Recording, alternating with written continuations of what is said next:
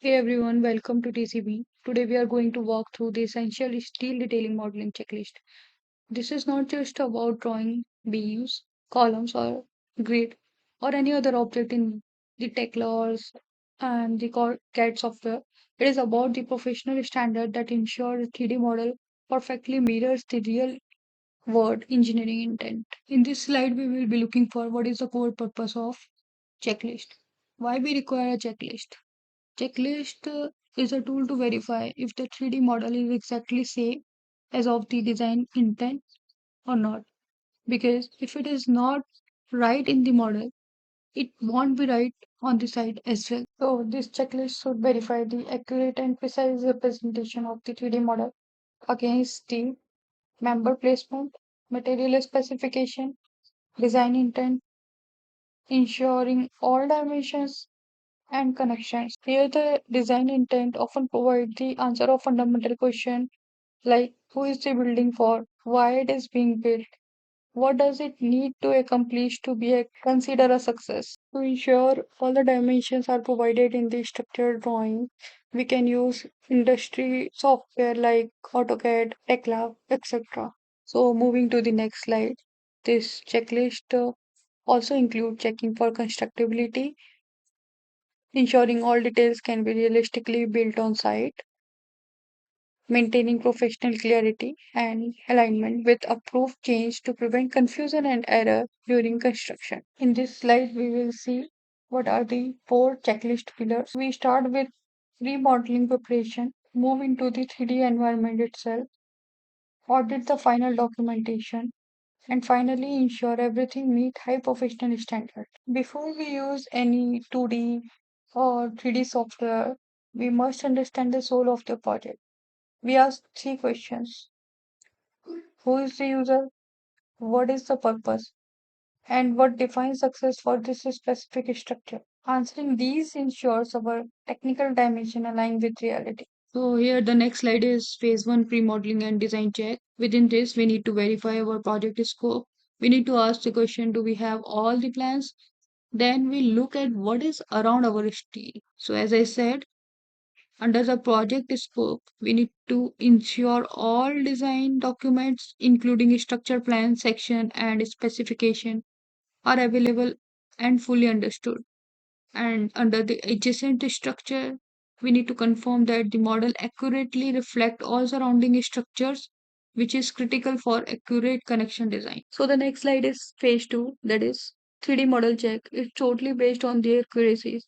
As we already standing on the model checklist, accuracy is king here. Every element must be exactly where the design says it should be. That is, here we need to check material specs and we need to ask the question like, is it A36 or A992?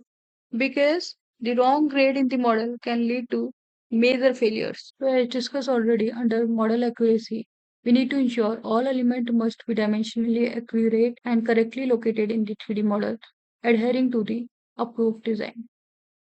Under material specification, we need to ensure the correct material grades, size, and type of steel members are specified in the model. While continuing discussion over the current slide, that is phase 2 3D model check details, we are drilling down deeper into the model. Here we will look at the connection. For example, bolt and weld must be model exactly. Here we also check how we have grouped our assemblies for the shop floor and ensure our grid lines are not mismatching from the architecture's reference point.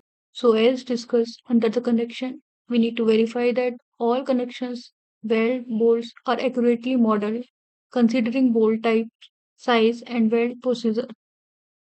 Assembly and member placement. Under that, we need to confirm that the placement of individual member within assembly is correct and that components are logically grouped for fabrication and erection. Grid and reference system. Under this, we need to ensure that the model's grid and reference system align perfectly with the design and are consistently applied.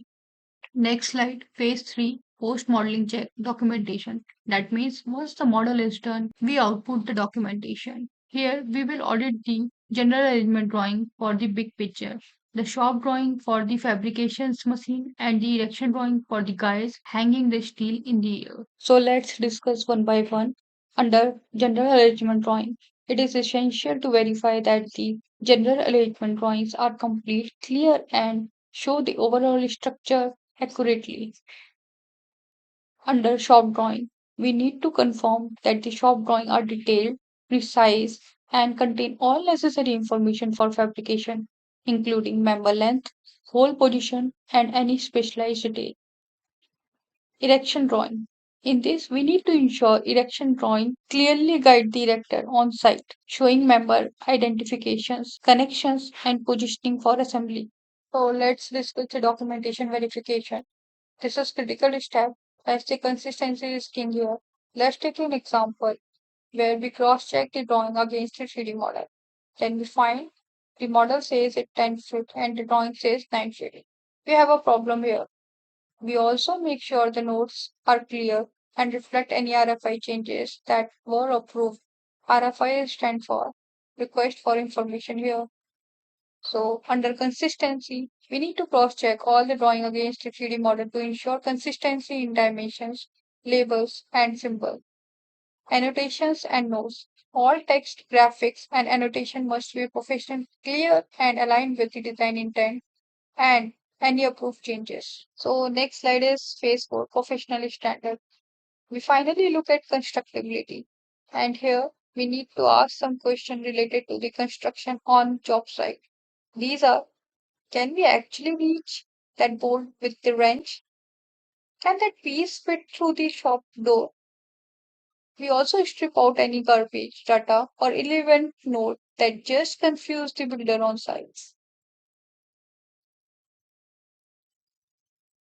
So under constructability, we need to review the model and drawing to ensure all components can be reasonably fabricated and erected on the job site. Relevance.